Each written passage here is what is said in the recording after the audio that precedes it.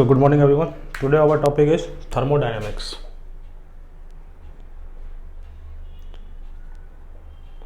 देखिए थर्मोडायनेमिक्स क्या होता है, सबसे पहले इसके बारे में थोड़ा बात कर लेते हैं। थर्मोडायनेमिक्स जो होता है it is the study of relationship between mechanical energy, ठीक है, heat and other form of energy is known as thermodynamics. हम इसमें क्या करेंगे, मैकेनिकल एनर्जी, हीट एनर्जी, ठीक है, एंट्रोपी, इन सब का रिलेशनशिप हम इसमें डिफाइन करेंगे, तो वो क्या कहलाता है, थर्मोडायनेमिक्स। ठीक है, मतलब हमें हीट का इसमें क्या करना है, थर्मोडायनेमिक्स पढ़ना है, हीट का हमें डायनेमिक्स पढ़ना है, इसलिए इसको क्या बोलते हैं हम, थर्मोडायनेमिक्स। क्लियर है, हीट हम पिछले क्लासेस में पढ़ चुके हैं। ओके, अब इसमें देखिए हम सबसे पहले पढ़ते हैं थर्मोडायनेमिक सिस्टम। थर्मोडायनेमिक सिस्टम, तो थर्मोडायनेमिक सिस्टम क्या होता है, थर्मोडायनेमिक सिस्टम होता है, ठीक है। फिर इसमें हम पढ़ेंगे सराउंडिंग के बारे में, फिर हम पढ़ेंगे इसमें थर्मोडायनेमिक वेरिएबल्स।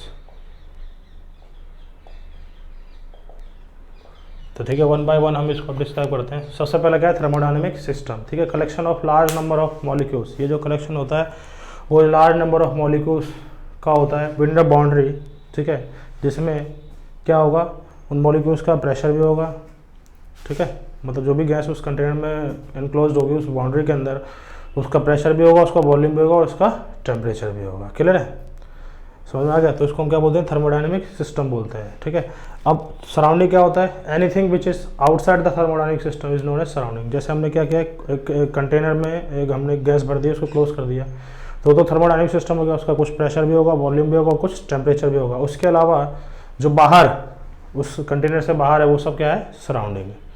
उसका थर्मोडायनेमिक वेरिएबल क्या होते हैं, थर्मोडायनेमिक वेरिएबल होते हैं जैसे pressure, volume, temperature, entropy, enthalpy, ठीक है, इंटरनल एनर्जी, ये सब क्या कहलाते हैं, थर्मोडायनेमिक वेरिएबल कहलाते हैं। समझ में आ रहा है। ओके, उसके बाद देखिए एक होता है थर्मल इक्विलिब्रियम। क्या होता है, थर्मल इक्विलिब्रियम। देखिए थर्मल इक्विलिब्रियम का मतलब क्या होता है, जैसे दो बॉडी को हमने आपस में ज्वाइन कर दिया। जब दो बॉडी को हमने आपस में ज्वाइन किया तो होगा क्या, तो मान लीजिए एक का टेम्परेचर T1 है, दूसरे का टेम्परेचर क्या है, T2 है, तो हीट का फ्लो जब तक होता रहेगा जब तक कि दोनों का टेम्परेचर क्या नहीं हो जाता, सेम नहीं हो जाता है। ठीक है, तो जब दोनों का टेम्परेचर सेम हो जाएगा तो उसको हम क्या बोलेंगे, थर्मल इक्विलिब्रियम। मतलब हम ऐसा बोल सकते हैं कि वो बॉडी किस में है, वो थर्मल इक्विलिब्रियम में है। ठीक है, उसके बाद देखिए इसमें हम पढ़ेंगे types of wall. Types of wall, इसमें एक होगा एडियाबैटिक बॉल, ठीक है, या इसको हम पढ़ते हैं इंसुलेटेड वॉल, और एक होता है आइसोथर्मल वॉल या फिर कंडक्टिंग वॉल। ठीक है, एडियाबैटिक वॉल या इंसुलेटेड वॉल, एक होता है आइसोथर्मल वॉल या कंडक्टिंग वॉल। एडियाबैटिक वॉल या आइसोथर्मल वॉल, एडियाबैटिक या इंसुलेटेड वॉल में क्या होता है, हीट का ट्रांसफर नहीं होता, no heat transfer. Isothermal wall में क्या होता है, हीट ट्रांसफर, इसमें हीट का ट्रांसफर होता है। समझ में आ रही है बात। ओके, इसके बाद हम बात करेंगे टाइप्स ऑफ सिस्टम की। टाइप्स ऑफ सिस्टम में पहला होता है ओपन सिस्टम, दूसरा होता है क्लोज सिस्टम, तीसरा होता है आइसोलेटेड सिस्टम। तो ओपन सिस्टम, देखिए ओपन सिस्टम एक ऐसा सिस्टम होता है जिसमें हीट, ठीक है, जिसमें हीट और मैटर दोनों का एक्सचेंज होता है। क्या लिख दोगे इसमें, exchange of heat and matter. इसमें क्या होता है, क्लोज सिस्टम में, अब क्लोज से तो मैटर बाहर जाएगा नहीं, तो सिर्फ क्या होगा, हीट एक्सचेंज होगा।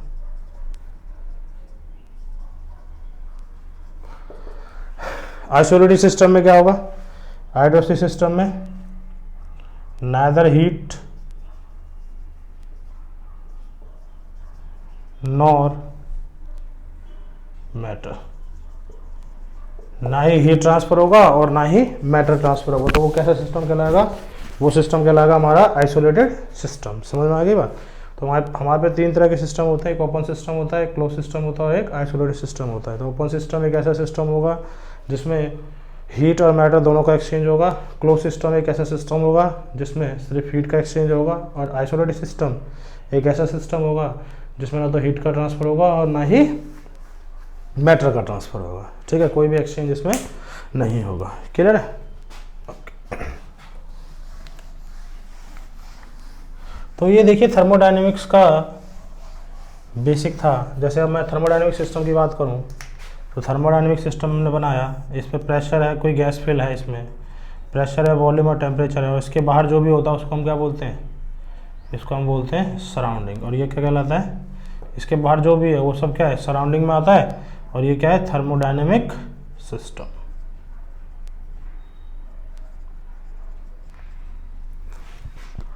समझ में आ गया? तो ये थर्मोडायनेमिक सिस्टम हो गया। उसके बाहर जो भी है वो क्या कहलाता है? सराउंडिंग कहलाता है। ओके, नाउ ये तो थर्मोडायनेमिक्स से देखिए बेसिक्स थे। अब हम थर्मोडायनेमिक्स का जो फर्स्ट लॉ है that is zeroth law of thermodynamics देखते हैं।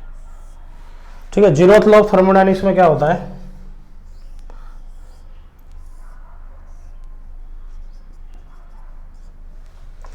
ठीक है,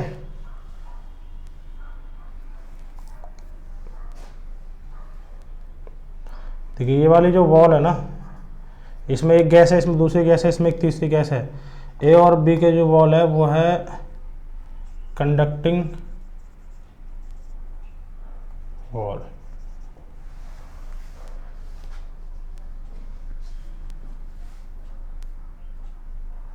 और ये वाली जो वॉल है वो है एडियाबैटिक वॉल। ठीक है, ए और बी जिससे कनेक्ट है, जिस वॉल से कनेक्ट है, जो पार्टीशन है वो कैसा है? कंडक्टिंग वॉल है। और ए और सी और बी और सी जिससे आपस में कनेक्टेड हैं वो कैसा वॉल है? एडियाबैटिक वॉल है। ये हमारा थर्मोडायनेमिक सिस्टम है। तो इसमें देखिए क्या होगा, इसमें देखो ए बी के साथ इक्विलिब्रियम में होगा। ओके, नहीं, इसमें ये वाली जो बॉल होगी वो है एडियाबैटिक। थोड़ा सा इसमें चेंज लाना है। एडियाबैटिक बॉल, और ये वाली कौन सी होगी? कंडक्टिंग बॉल होगी।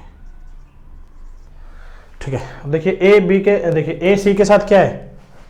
ए सी के साथ इक्विलिब्रियम में है, क्योंकि क्या होगा? देखिए कंडक्टिंग बॉल है, हीट का एक्सचेंज इन दोनों में होगा, तब तक होगा दोनों का टेम्परेचर सेम नहीं जाता। इसी तरह बी सी के साथ इक्विलिब्रियम में होगा, क्योंकि कंडक्टिंग वॉल है, जब तक हीट का एक्सचेंज होगा दोनों में टेम्परेचर सेम नहीं रहता।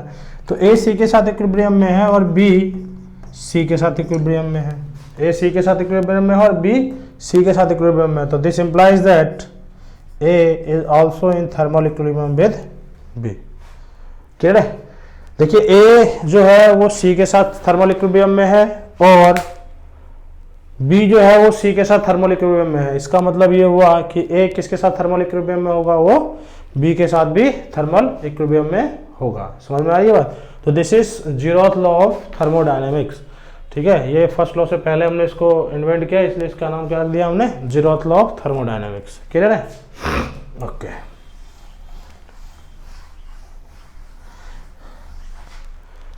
अब इसके बाद देखते हैं वर्कडन। वर्कडन, ठीक है, अब देखिए वर्कडन क्या होता है इसमें। मान लेते हैं एक कंटेनर है,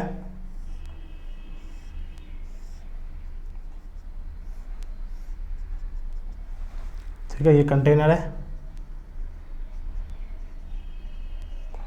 इसमें गैस फिल कर रखी है, इसका प्रेशर कितना है? V है। इसमें हमने पिस्टन ले रखा है, दिस इज पिस्टन, इसका एरिया कितना है? A। गैस मान लीजिए एक्सपेंड हुई, यहाँ पे जो गैस थी वो थोड़ी सी एक्सपेंड हुई और ये पिस्टन मूव करके कहाँ चला गया? यहाँ पे चला गया। कितना एक्स मूव किया इसने? मान लेते हैं dx डिस्टेंस मूव किया। ठीक है, समझ में आ रहा है? ओके, तो प्रेशर का फॉर्मूला हमने पढ़ रखा है, फोर्स अपॉन क्या होता है? एरिया होता है। इसका मतलब फोर्स क्या होगा? Pressure into area. ठीक है, अब देखो वर्कडन जो होगा W इक्वल टू क्या होता है, फोर्स इनटू डिस्प्लेसमेंट। अब फोर्स भी देखिए गैस की वजह से इस पे ऊपर लग रहा है, डिस्प्लेसमेंट भी इसका ऊपर हो रहा है, तो cos 0 ले लेंगे तो F इंटू क्या हो जाएगा dx। F किसके बराबर है, PA इंटू डी एक्स। तो वर्क डन किसके बराबर हो गया, P into area into distance क्या होता है, वॉल्यूम होता है, तो P इंटू कितना आ गया, ये हम स्मॉल वर्क डन लिख रहे हैं DW, तो DW बराबर किसके आ गया, P इंटू डेल्टा वी का। ध्यान रखना थर्मोडायनेमिक्स में जो हम वर्क डन लिखते हैं वो क्या, उसका फॉर्मूला क्या मिल गया हमें, P इंटू डेल्टा वी। ठीक है, अब लिखोगे work done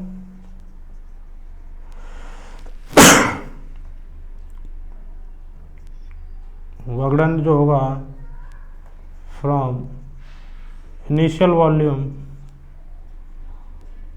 V initial to final volume V final. अब क्या हो रहा है, इसका वॉल्यूम पहले V इनिशियल था, अब जब गैस एक्सपेंड हुई तो इसका फाइनल वॉल्यूम क्या हो गया, V फाइनल हो गया। तो जो वर्क डन आएगा वो DW equal to V initial to क्या हो जाएगा, V फाइनल हो जाएगा। तो W इक्वल टू DW कितना है, P delta V, V initial to V final. This is work done. तो P delta V, V initial to V final क्या कहलाता है, वर्क डन कहलाता है। समझ में आ रहा है। तो वर्क डन का ये फॉर्मूला हो गया P delta V, V initial to V final. ठीक है, तो ये वर्क डन का फॉर्मूला आप याद रखेंगे। अब इसमें देखिए कन्वेंशन है, कन्वेंशन ये है, ये प्लेस को नोट करिए, फिर मैं इसका आपको कन्वेंशन समझा देता हूँ।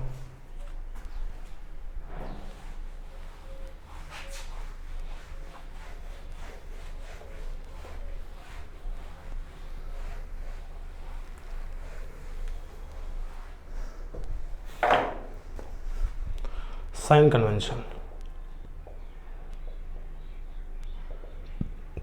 देखिए साइन कन्वेंशन क्या होगा, अगर work done by the gas है, क्या है, work done by the gas that is expansion. अगर work done by the gas है, एक्सपेंशन है, तो हमें उस वर्क डन को क्या लेना है, पॉजिटिव लेना है। ठीक है, उस वर्क डन को क्या ले लेना है, पॉजिटिव। सेकेंड कन्वेंशन है वर्क डन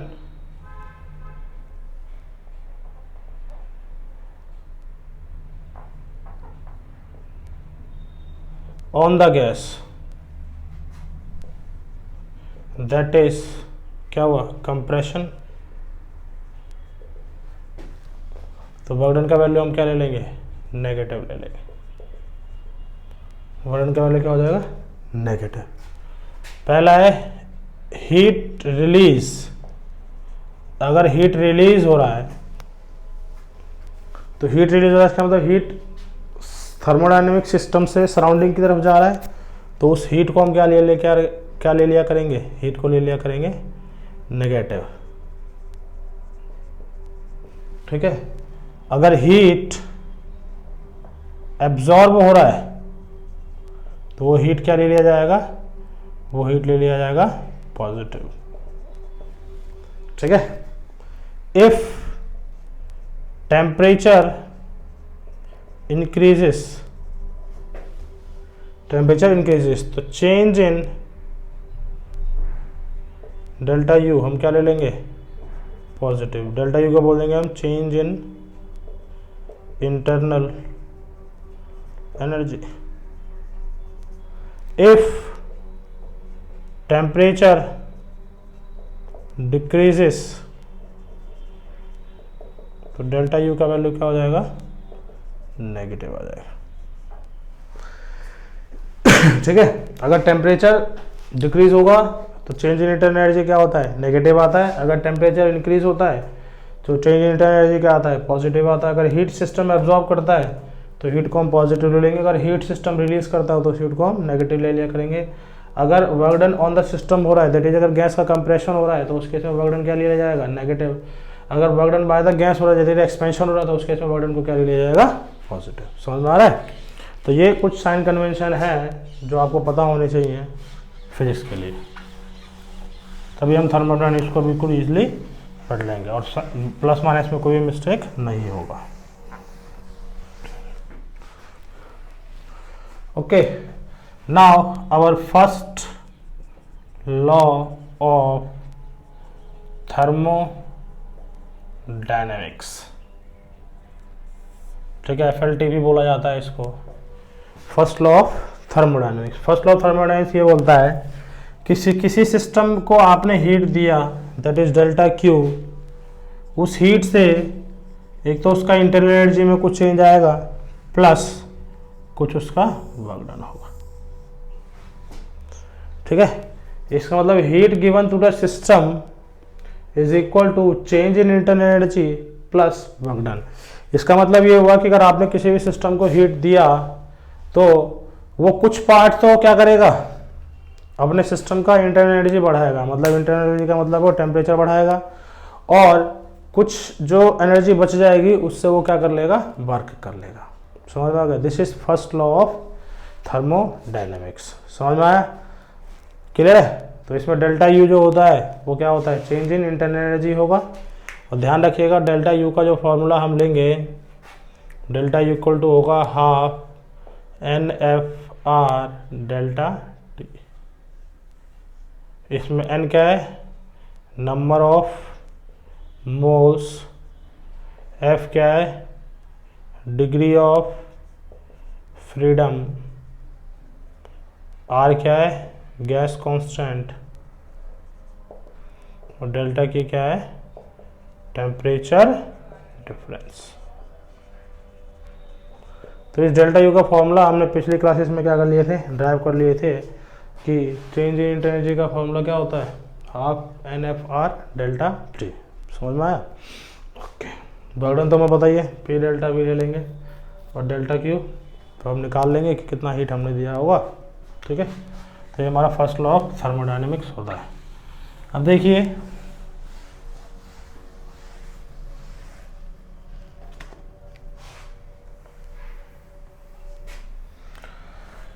जो हमने वर्क डन पढ़ा था वो था हमारे पास PdV, integration V initial to V final. अब ये जो वर्क डन था W, वो P delta V initial to क्या था, V फाइनल। तो थोड़ा वर्क पे थोड़ा और नॉलेज ले लेते हैं। तो work equal to P delta V। देखिए ये हमने काइनेमेटिक्स में जब पढ़ा था कि V dt होता था तो एरिया अंडर VT ग्राफ बोल देते थे। अब P डेल्टा V है तो क्या बोल देंगे, area under PV graph gives work done, ठीक है। तो PV ग्राफ का एरिया हमें क्या देता है, वर्क डन देता है। कैसे, जैसे मान लो ये हमें कोई ग्राफ दे रखा होता, ये प्रेशर होता और ये क्या होता, वॉल्यूम होता, और ये ऐसे लाइन बना रखी होती। यहाँ पे वैल्यू P0 है, ये वैल्यू कितनी है V0, और ये वाली वैल्यू कितनी है 2P0, और ये वाली वैल्यू कितनी है 2V0। तो देखिए इसमें एरो क्या है, एरो इसमें बाहर की तरफ है। एरो अगर इसमें बाहर की तरफ है तो इसका मतलब देखिए यहाँ पहले वॉल्यूम जहाँ से स्टार्ट इसने किया था A से, ख़त्म कहाँ किया इसने B पे। तो A पे वॉल्यूम था V0 और B पे वॉल्यूम कितना हो गया 2V0। इसका मतलब गैस क्या हो रही है, एक्सपेंड हो रही है। तो गैस अगर एक्सपेंड हो रही है तो इसका एरिया हमें क्या देगा, वर्क डन देगा, वो भी पॉजिटिव देगा, ठीक है। एक्सपेंशन से हमें पता चलेगा कि जो हम इसमें एरिया निकालेंगे वो उसमें आप पॉजिटिव साइन लगा देंगे। देखिए इसमें होगा क्या कि इसमें एरो डिसाइड करता है कि एक्सपेंशन हो रहा है या कंप्रेशन हो रहा है, ठीक है। तो देखिए इसमें एरिया निकाल दिया हमने। इसी में मैं एक सामने क्वेश्चन और ले रहा हूँ, जिसमें मैंने लिखा P, इधर लिखा V, सेम यही बनाया मैंने A और ये बनाया B। ये V0 है, ये 2V0 है, ये P0 है और ये 2P0 है। एरो बना दिया मैंने ऐसे। इसका मतलब इनिशियल अब ये हो गया, फाइनली हो गया। तो वॉल्यूम पहले कितना था 2V0 और वॉल्यूम कितना हो रहा है V0। इसका मतलब वॉल्यूम अब क्या हो रहा है, डिक्रीज हो रहा है। इसका मतलब ये क्या है, कंप्रेशन। तो ग्राफ को देख के आपको पता करना आना चाहिए कि कंप्रेशन हो रहा है या एक्सपेंशन हो रहा है। तो इसमें हो रहा है कंप्रेशन और इसमें क्या हो रहा है, एक्सपेंशन। अब दोनों का एरिया हमें निकालना है। अब अगर ये एक्सपेंशन हो रहा है तो एरिया तो हम पॉजिटिव लिख देंगे, अगर कंप्रेशन आया तो वर्क डन क्या लिख देंगे, नेगेटिव लिख देंगे। देखिए कैसे होगा, इस वाले केस में वर्क डन जो होगा वो एरिया अंडर दिस ग्राफ होगा। अब देखिए इसमें एरिया तो ये सारा आ रहा है, क्या भाई, ये सब एरिया आ रहा है इसमें, ठीक है। अब ये सारा एरिया आ रहा है तो देखिए इसमें क्या है कि ये पूरा एरिया हमें अगर कैलकुलेट करना है तो इसके लिए क्या करना पड़ेगा हमें,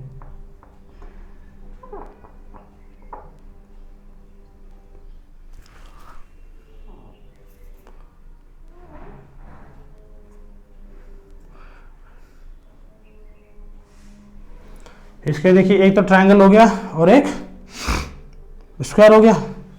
देखिए ये ट्रायंगल हो गया तो ये तो हाइट, ये कितना हो गया V0 हो गया, और ये कितना हो गया, ये देखिए 2P0 और ये P0, कितना हो गया, ये P0 हो गया, और ये कितना हो गया V0 हो गया। और यहाँ से यहाँ तक हाइट कितना है, ये हाइट भी कितना है P0। तो वर्क डन जो होगा वो होगा, इसका W1 लिख लो या इसका A1 लिख लो और इसका A2 लिख लो, ठीक है। तो A1 का वैल्यू कितना होगा, हाफ, बेस कितना है V0, हाइट कितना है P0, है ना। यानी वर्क डन जो होगा उसमें A1 प्लस कितना हो जाएगा, A2 हो जाएगा, ये हो गया प्लस इसका एरिया कितना होगा P0 V0, length into width, ये लेंथ ये विड्थ, कितना आ जाएगा P0 V0 bye 2 plus P0 V0, तो कितना आ गया answer 3/2 P0 V0। This is work done. Positive लिख दिया हमने, इसका पॉजिटिव लगा हुआ है, लगाने की जरूरत नहीं है। अब इसमें देखिए, इसमें तो सेम वही एरिया आ रहा है भाई, इसका A1 लिख लो, इसका A2 लिख लो। A1 कितना होगा, हाफ P0 V0, और A2 कितना होगा P0 V0। तो वर्क डन कितना आ जाएगा A1 प्लस A2, तो वर्क डन कितना आ जाएगा 3/2 P0 V0। और इसको हम क्या लिख देंगे आगे, नेगेटिव। नेगेटिव क्यों लगाया, क्योंकि यहाँ पे क्या हो रहा है, कंप्रेशन हो रहा है। क्योंकि एरिया हम निकालेंगे तो उसमें पॉजिटिव नेगेटिव हमें एरो देख के लगाना पड़ेगा। अगर एक्सपेंशन हो रहा है तो पॉजिटिव है, अगर कंप्रेशन हो रहा है तो क्या होगा, नेगेटिव हो जाएगा। क्लियर है, ओके, नोट कर लीजिए इसको। तो ये कंसेप्ट याद रखना कि एरिया अंडर पीवी ग्राफ हमें क्या देता है, वर्क डन देता है।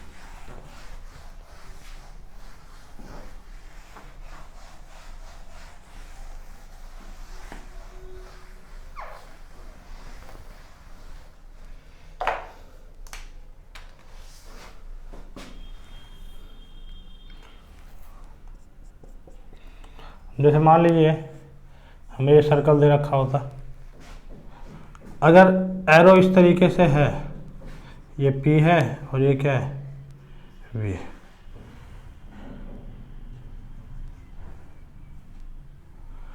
अब इस प्रोसेस में हमसे पूछ रहा है कि बताइए वर्क डन पॉजिटिव होगा या नेगेटिव होगा, ठीक है। तो आप इसको क्या करिए, दो पार्ट में इसको कट कर लीजिए। देखो इसको हम पढ़ सकते हैं इस तरीके से, देखो यहाँ से यहाँ इसको A ले लो, इसको B ले लो, तो यहाँ से यहाँ तक तो क्या हो रहा है, देखो ये एरो इधर आ रहा है, इसका मतलब वॉल्यूम कम हो रहा है, और यहाँ से यहाँ तक एरो इधर जा रहा है, इसका मतलब वॉल्यूम बढ़ रहा है, ठीक है। यहाँ लिख लेते हैं V0 और यहाँ पर लिख लेते हैं 2V0। तो देखिए एक कर्व तो ऐसे बन जाएगा, प्लस एक कर्व इसमें ऐसे बन जाएगा।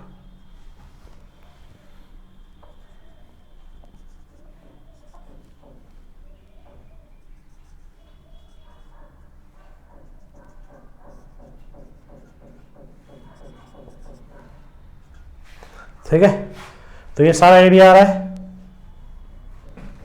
यहां पे देखो इसके अंदर ये एरिया आ रहा है। तो देखिए ये तो हो रहा है एक्सपेंशन और ये क्या हो रहा है, कंप्रेशन। तो ये W1 हो गया और ये कितना हो गया W2। कौन सा वैल्यू ज्यादा है, W2 या W1? W1 ज्यादा है, इसका मतलब कंप्रेशन का वर्क डन ज्यादा है, इसका मतलब नेगेटिव वैल्यू क्या है, ज्यादा। तो इस साइकिल का वर्क डन ओवरऑल कितना आएगा, इस साइकिल का वर्क डन ओवरऑल नेगेटिव आएगा। समझ में आ रही है बात। बट अगर यही साइकिल कैसी होती, ये साइकिल ऐसे होती, तो उस केस में देखिए अगर हम कट करते तो देखिए ये तो कंप्रेशन का नीचे छोटा एरिया आता और एक्सपेंशन क्या कहता है, बड़ा एरिया आता है। तो यहाँ वर्क डन क्या आता है, पॉजिटिव आता है। अगर ये P होता और ये V होता तो। समझ में आ रही है बात, क्लियर है। तो इसमें क्या हो गया कि रोटेशन कैसा है, एंटी क्लॉकवाइज, अगर एंटी क्लॉकवाइज होगा साइक्लिक प्रोसेस तो वर्क डन क्या आने वाला है, नेगेटिव। अगर कैसा होगा क्लॉकवाइज तो वर्क डन कैसे आने वाला है, पॉजिटिव आने वाला है। समझ में आ रही है बात? ओके, शर्त ये होनी चाहिए कि प्रेशर रहना चाहिए वाई एक्सिस पे और वॉल्यूम रहना चाहिए एक्स एक्सिस पे।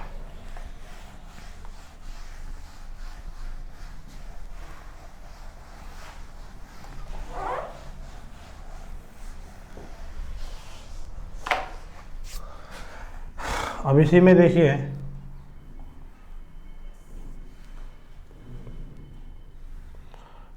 मान लो इस टाइप से कोई कर्व दे रखा होता है हमें, ठीक है।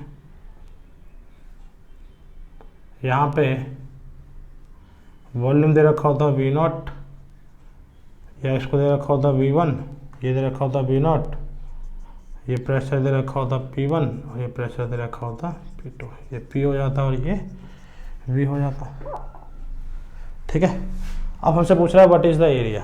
एरिया क्या होगा, एरिया जो सॉरी वर्क डन क्या होगा, एरिया अंडर दिस ग्राफ। अब ये तो सर्कल बन रहा है, अब एरिया के लिए क्या होगा भाई, सर्कल का एरिया क्या होता है पाई आर स्क्वायर। अब इसमें देखिए दो रेडियस हैं, एक रेडियस तो किसका है वॉल्यूम वाले का और एक रेडियस किसका है प्रेशर वाले का। तो वॉल्यूम का जो रेडियस होगा वो कितना हो जाएगा, ये वैल्यू हो जाएगी V2 माइनस V1 और ये वाली वैल्यू किसके बराबर हो जाएगी, ये वैल्यू हो जाएगी P2 माइनस P1, ठीक है। अब डायमीटर ये है तो इस रेडियस को लिख लो R1 और इस रेडियस को लिख लो R2। तो R1 का जो वैल्यू होगा वो P2 minus P1 divide by 2 होगा और R2 का जो वैल्यू होगा वो कितना होगा V2 minus V1 divide by 2। तो एरिया कितना हो जाएगा पाई आर स्क्वायर ना करके R1 इंटू क्या कर दो R2 कर दो। अगर R1 R2 बराबर होंगे तो R स्क्वायर हो जाएगा। तो वर्क डन कितना आ जाएगा पाई R1 कितना है P2 minus P1 divide by 2 into V2 minus P1 divide by 2। तो this is our work done. तो वर्क डन का वैल्यू कितना हो जाएगा pi P2 minus P1 divide by 2 into V2 minus P1 divide by 2। समझ में आ रही है बात? तो ये हमारे पास क्या आ जाएगा, ये हमारे पास वर्क डन आ जाएगा। क्लियर है?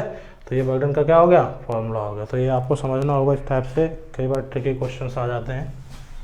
तो वर्क डन आना चाहिए थर्मोडायनेमिक्स में निकालना।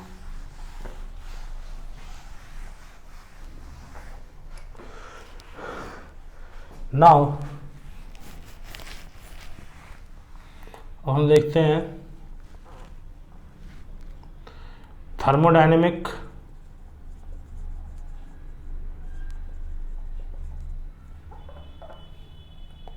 प्रोसेस।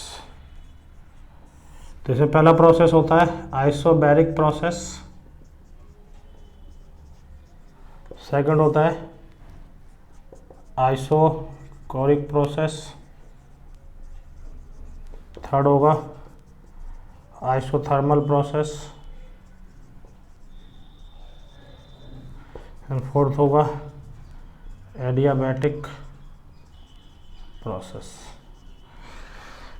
ठीक है। तो थर्मोडायनेमिक्स प्रोसेस हमारे पास चार तरह के थर्मोडायनेमिक्स प्रोसेस हैं।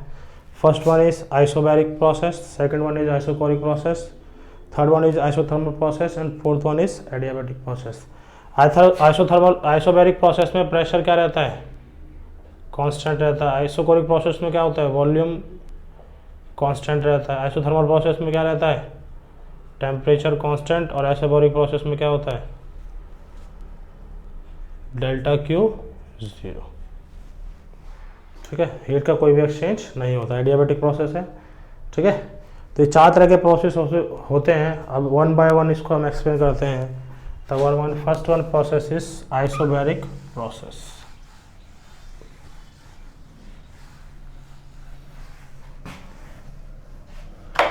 तो आइसोबैरिक प्रोसेस में क्या होता है, P कांस्टेंट होता है। ओके, हमें देखो पता है PV इक्वल टू क्या होता है, nRT।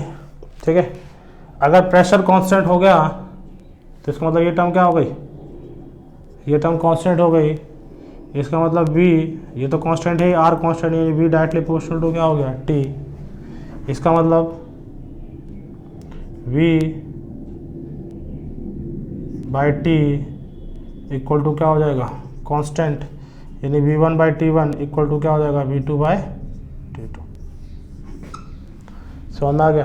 देखिए रिलेशन तो आप इसमें ये लगा सकते हैं जब क्या रहेगा कांस्टेंट, प्रेशर कांस्टेंट रहेगा। ठीक है, सेकंड हम इसमें निकालेंगे वर्क डन। वर्क डन का फॉर्मूला हमें पता है P delta V, V initial to V final. आपको अगर इसमें प्रेशर क्या है कांस्टेंट, अगर प्रेशर कांस्टेंट है तो उसको इंटीग्रेशन से क्या कर लेंगे, बाहर निकाल लेंगे। तो वर्क डन कितना आ जाएगा हमारे पास, P delta V, V initial to V final. अब V इनिशियल कितना है हमें नहीं पता है, तो work done equal to D delta V का क्या होता है V initial to V final. तो वर्क डन का वैल्यू कितना आ गया, P V final minus V initial. ये वर्क डन निकाल लिया हमने। ठीक है, थर्ड हम इसमें टर्म निकालेंगे चेंज इन इंटरनल एनर्जी। तो देखिए डेल्टा यू क्या हो जाएगा, हाफ NFR डेल्टा T। ठीक है, ये हो गया फॉर्मूला हमारे पास। थर्ड हम इसमें फोर्थ लगा देंगे FLT, first law of thermodynamics.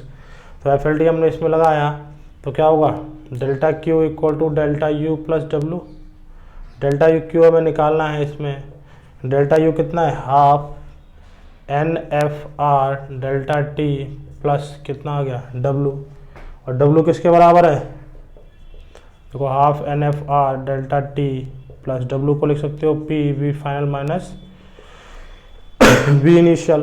तो यहाँ से लिख दोगे half NFR delta T plus इसको लिख सकते हो P delta V।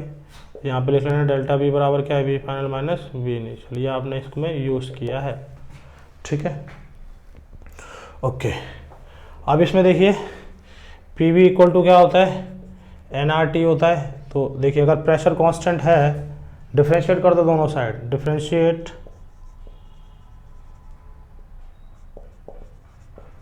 Both side,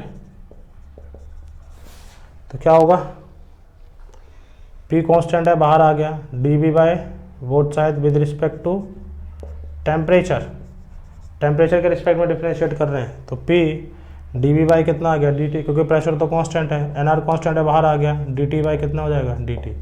तो P कितना होगा, dV by dt equal to nr, इसका कितना हो जाएगा 1 हो जाएगा, यानी P dV इक्वल टू क्या हो गया nr डेल्टा T। ठीक है, तो यानी यहाँ पे P डेल्टा, क्योंकि हमने कैपिटल चेंज लिया, देखिए हमने स्मॉल चेंज लिया, कैपिटल करना है, तो P dV, या इसको हम लिख सकते हैं P delta V equal to nr delta T। ये हम इसको यूज़ कर सकते हैं। तो यहाँ पे क्या लिख देंगे, half NFR delta T plus nr delta T। देखिए nr डेल्टा T कांस्टेंट है, nr डेल्टा T बाहर निकाल लो, nr डेल्टा T कितना बचा यहाँ पे, nr डेल्टा T कितना बचा, F/2 प्लस 1, ये डेल्टा किया आ गया। ठीक है,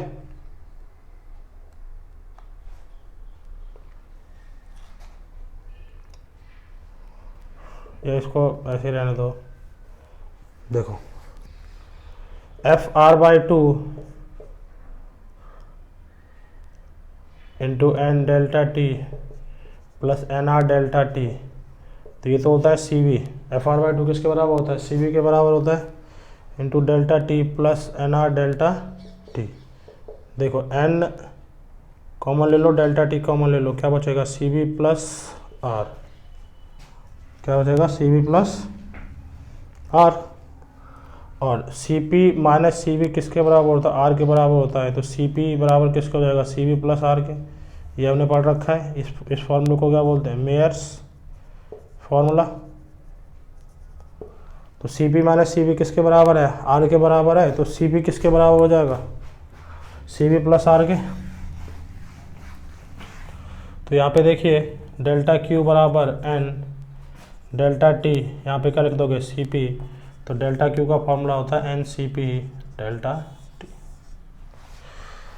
समझ में आ गया। तो in isobaric process delta Q equal to NCP delta T होता है। क्लियर है, ओके। नाउ इसमें नेक्स्ट टाइम हम निकालेंगे molar specific heat.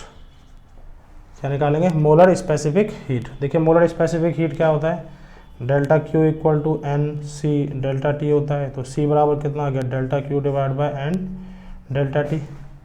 Delta Q हम निकाल चुके हैं, कितना है डेल्टा क्यू, डेल्टा क्यू का वैल्यू है N C P delta T divide by N delta T. N से एन कट गया, इससे कट गया, तो सी बराबर किसके आ गया, सी पी के बराबर आ गया। क्लियर है। और सी पी को हम क्या बोलते हैं, सी पी को बोला जाता है, पढ़ रखा हमने पिछली क्लासेस में, molar specific heat at constant volume. Molar specific heat at constant volume. Clear है। तो ये आ गया सी इक्वल टू सी पी। समझ में आ रहा है। ओके। उसके बाद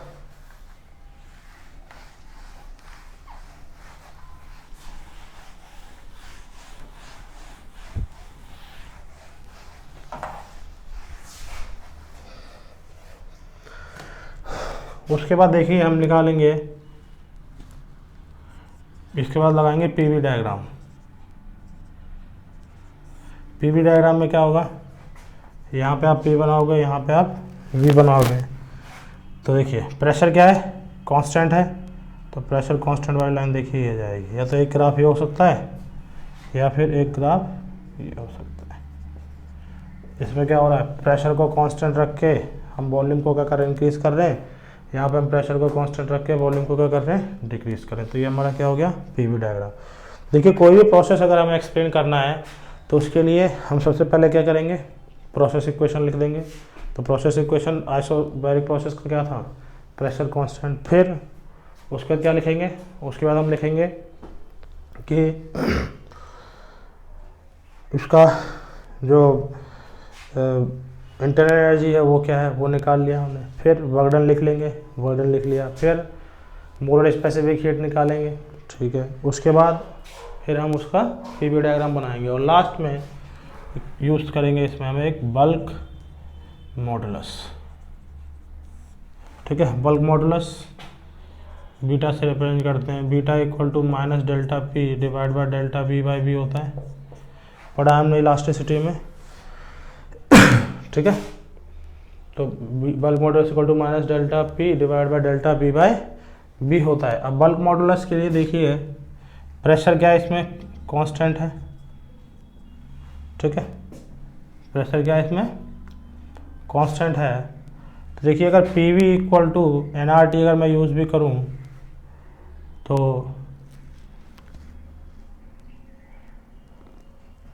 यहाँ लिखूंगा, डिफ्रेंशिएट करूंगा तो P delta V plus V delta P equal to क्या हो जाएगा, एन आर डेल्टा टी।